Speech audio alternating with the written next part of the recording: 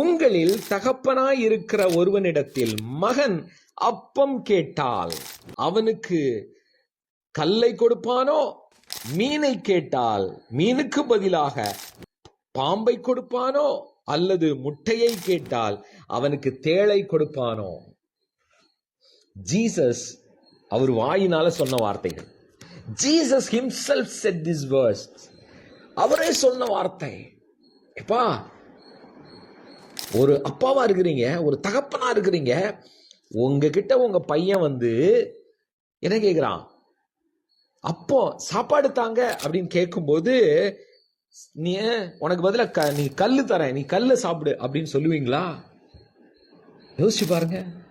Jesus சொல்றாரு, எப்ப நீங்க 13வது வசனத்தை பார்த்தீங்கன்னா, பொல்லாதவர்களாகிய நீங்கள் உங்கள் பிள்ளைகளுக்கு நல்ல ஈவுகளை கொடுக்க அறிந்திருக்கும் பொழுது.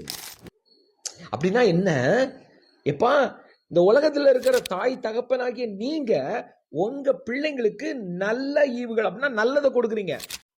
எனக்கு சில நேரம் சிலர் சொல்லுவாங்க பாருங்க, ஆண்டவர் தீங்கை கொடுப்பார், ஆண்டவர் தீங்கை அனுமதிப்பார். ஓல்டு டெஸ்டமெண்ட்ல போட்டிருக்கு, இங்க போட்டிருக்குன்னு. ஆனா ஜீசஸ் சொல்றாரு, இப்ப நீங்களே நல்லதை செய்யணும்னு நினைக்கிறீங்க,